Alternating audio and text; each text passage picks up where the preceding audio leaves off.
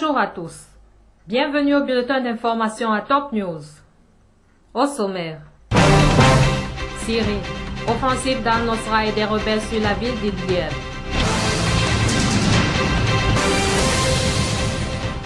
Salam souligne l'unité du gouvernement dans son soutien à l'armée. Jérusalem-Est. Les nouvelles colonies israéliennes provoqueront une explosion.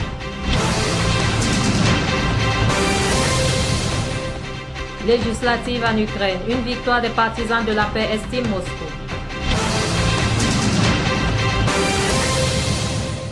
Mesdames et messieurs, voici les détails. Le front Al-Nosra en Syrie et des brigades rebelles ont lancé lundi à l'aube une vaste offensive contre la ville d'Idlib, l'un des derniers bastions du régime dans le nord-ouest du pays, rapporte une ONG.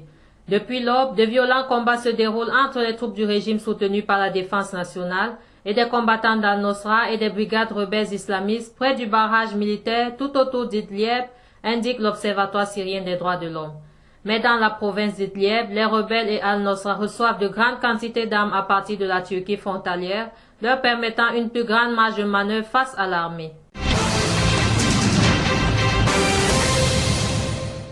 Une source médiatique a affirmé que la négation exprimée par des personnalités syriennes kurdes sur l'appui du gouvernement syrien aux Syriens kurdes dans leur affront contre l'État islamique ne dénie pas la vérité et ne change pas l'essence de la position du gouvernement émanant d'origine de ses engagements nationaux envers tous les citoyens en Syrie. Elle a ajouté que l'appui fourni par le gouvernement syrien est bien connu, documenté et global, y compris l'assistance militaire directe et indirecte.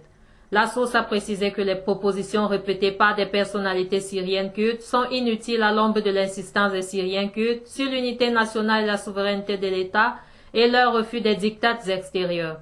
La source a enfin exprimé que le principe du refus de l'ingérence extérieure dans les questions nationales doit être global.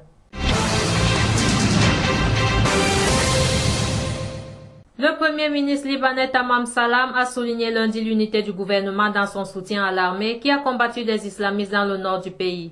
Le gouvernement est uni derrière l'institution militaire et les forces de sécurité dans leur combat contre les terroristes et dans leurs efforts visant à restaurer la sécurité à Tripoli et dans le nord, a déclaré M. Salam lors d'une réunion sécuritaire au Grand Sérail. Ont pris notamment part à la réunion les ministres de la Défense Sami Mokbel, de l'Intérieur Nouhat Machnouk, de la Justice Ashraf Rifi et le commandant en chef de l'armée Jean Kahwaji. M. Salam a demandé aux ministres concernés au comité de secours de dédommager les habitants de Tripoli.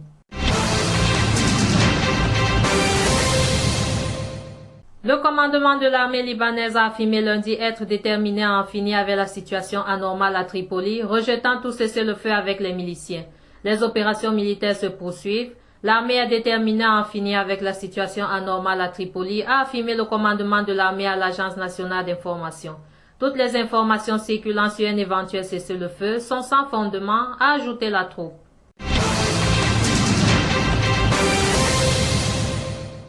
Le front Al-Nosra a décidé de reporter l'exécution du soldat Ali Bazal, a rapporté l'agence turque Anatolie citant une source de sécurité libanaise. Le front Al-Nosra avait annoncé avoir décidé d'exécuter ce soldat otage dimanche à 10 h avant de reporter une première fois sa décision. Dimanche soir, le groupe djihadiste avait affirmé que l'exécution aura lieu à 5 h du matin lundi.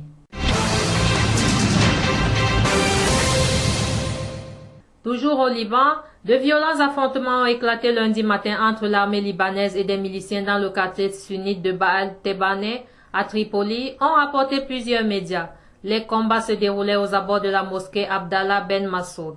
Le quartier déserté par ses habitants avait été le théâtre dimanche de violents combats entre des miliciens fidèles aux islamistes Shadi Malawi et Oussama Mansour et la troupe. L'armée perquisitionnait lundi à Bab el-Tebane à la recherche des miliciens et faisait exploser des mines plantées par les combattants.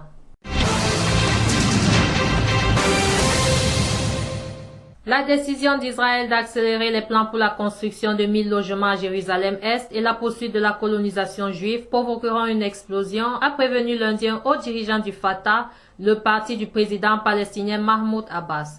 De telles mesures unilatérales mèneront à une explosion, a dit à la presse Jibril Rajoub à Ramallah, en Cisjordanie occupée, alors que la partie palestinienne de Jérusalem annexée et occupée est en proie à de vives tensions.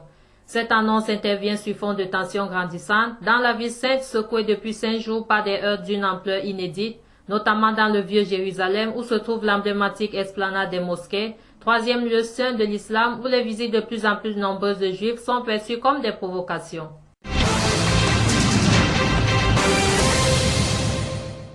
Les législatives en Ukraine remportées par des partis pro-occidentaux consacrent la victoire à des partisans d'un règlement pacifique du conflit, a estimé lundi un vice-ministre russe des Affaires étrangères, Grigori Karasin. Le bilan officiel des élections n'a pas encore été dressé, mais il est déjà clair que les partis qui sont en faveur du règlement pacifique de la crise ukrainienne ont obtenu la majorité, a déclaré M. Karasin à l'agence publique RIA Novosti.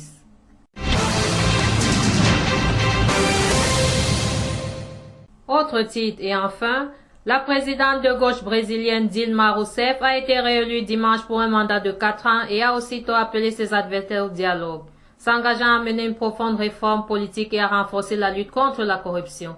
La candidate du Parti des travailleurs l'a emporté avec 51,64% des voix contre 48,36% pour son adversaire du centre droit Aécio Neves du Parti social-démocrate brésilien, au terme d'une campagne électorale âpre et virulente qui a divisé les Brésiliens en fonction de leur classe sociale. Le résultat de ce second tour est le plus serré depuis la fin en 1985 de la dictature militaire au Brésil, le plus grand pays d'Amérique latine. Merci à vous qui nous suivez de Beyrouth et partout ailleurs. Bulletin présenté par Anna Ekame.